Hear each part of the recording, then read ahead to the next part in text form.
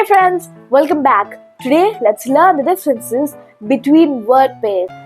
The first difference is between say and tell. You use say when you're talking about a statement. You use tell when you're talking about a person or an information. Examples are she said hello. He told me the news. The second difference is see and look.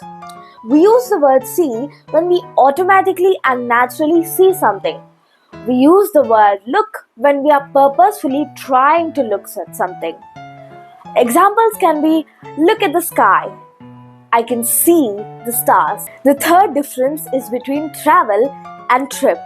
Travel is a general act of going somewhere. However, trip is a pre-planned one. Examples can be I love to travel. We went on a weekend trip to Paris. The fourth difference is fun and funny. Funny is used when it makes you laugh. Fun, on the other hand, is used when it is enjoyable or entertaining. Examples can be the party was so fun.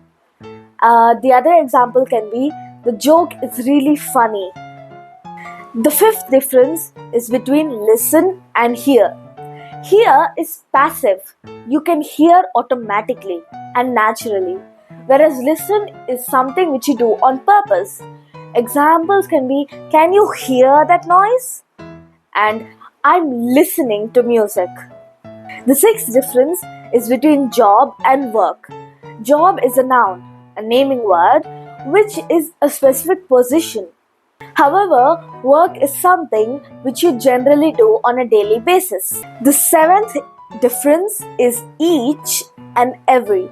Each focuses on an individual term, whereas every focuses on the group as a whole.